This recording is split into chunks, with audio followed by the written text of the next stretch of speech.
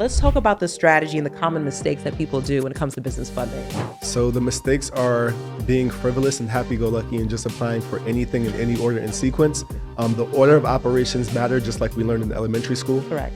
So if we do stuff the right way, we can be strategic about it and minimize our inquiries. Remember I told you inquiries are very crucial. Correct. It's not a lot of points. It's only 10% of your score, or only 50 to 55 points. Right. But having too many inquiries in and of itself will get you rejected. You could have a 750 score. You can have 200,000 worth of income.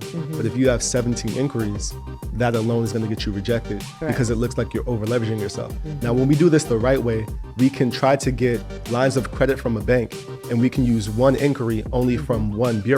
Yes. So we can say, hey, I know Chase is pulling from TransUnion. They're gonna give me a personal card for $30,000. Then they're gonna give me a business credit card within 90 days with the very same one inquiry.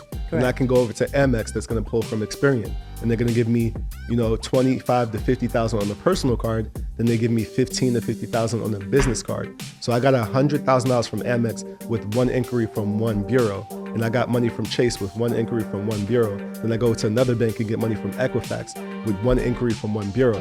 If we pull from another bank, they might pull from TransUnion and Equifax. Correct. So we're getting one product with an inquiry on two bureaus. So we're wasting an inquiry essentially, and we're doing this in the wrong order and sequence, which doesn't maximize how much funding we can get and minimize how many inquiries we're using. So we want to use less fares to get access to the products that we want. So less inquiries when we're doing it strategically and things like that. Correct. So more or less inquiries, Yes. but more funding at the end of the day, right? And we want to know the underwriting criteria. So Okay. when they go through us and get that guidance from us, we're going to be one-on-one telling them what they need. We're going to let them know how much the typical limits are, how much the max limits are. We're going to give them the reconsideration line if they don't get approved. Correct. But we work it backwards. We deconstruct it so that we know what the criteria is before they even approve. It's like if you're going to Harvard or Princeton, I have to have my GPA like this. I have to have these things. So we want to make sure you're doing this stuff the right way, in the right sequence. No, that makes perfect sense.